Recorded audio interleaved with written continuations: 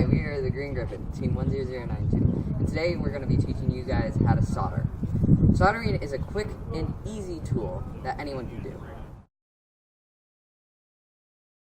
Materials you will need to get started are a soldering iron or a heat gun. These are heated tools which allows for the actual soldering to happen. You will also need wire cutters and wire strippers. These allow for you to cut the wire and cut the insulation off, exposing the wire. We use an automatic stripper because it is easier to use, but a cheaper stripper is also viable. Solder is required. This is a material that bounds the two sets of wires together. You can get solder with or without lead. Non-lead solder is useful because you don't need to constantly be aware of the toxicity of the lead. However, lead-free solder takes longer because it has a higher melting point. Leaded solder, on the other hand, is toxic, so if you use it, make sure not to touch food before washing your hands. We use tubed lead-free solder because it doesn't have any coils to worry about, and it is easier to handle. Flex paste is not required, but it is good to have because it makes a better connection and helps with waterproofing. Heat shrink tube is also useful. It is used as insulation that you will shrink onto the wire once the solder cools down, which protects it from water. You need to make sure you have the right insulation size because they will only shrink a certain amount. Make sure to have a heat gun for shrinking the insulation. A hairdryer works just as well, but can take a little longer to shrink the insulation.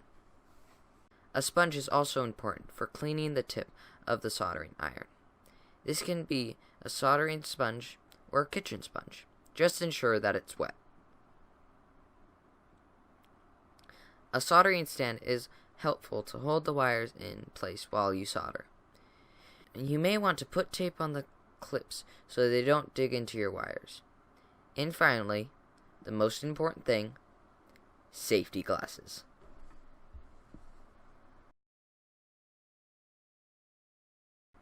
Before you begin, make sure you have all the supplies out in front of you, so you aren't looking for things while you're soldering. Begin by setting up your station. Next, you want to cut the wires to the desired length. You then want to strip the insulation off, exposing the wires.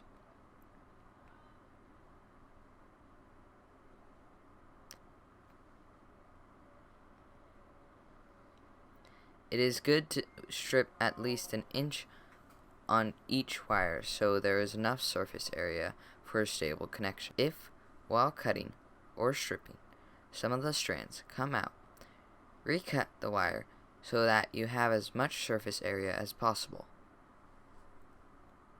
Place your heat shrink tube on one wire and push it away from the exposed wire. Now, dip your tip of the wire into your flux paste.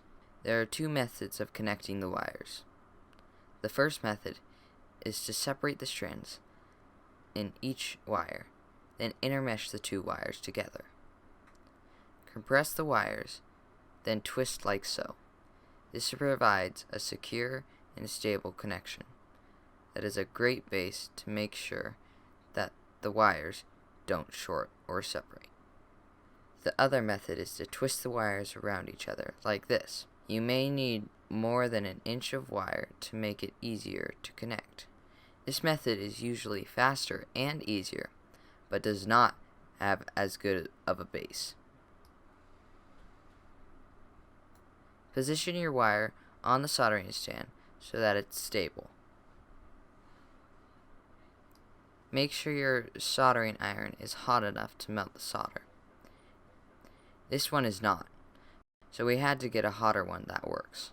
Make sure to put some solder on the tip of the iron before touching it to the wire. This lets heat from the iron transfer into the wire via the solder on the tip.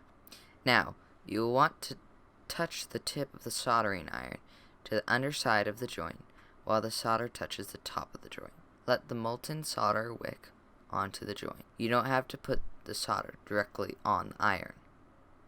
Now, place the shrink tube on the top of the soldered area and heat it with a heat gun or a hairdryer. Allow for the tube to completely wrap around the piece. Let it cool.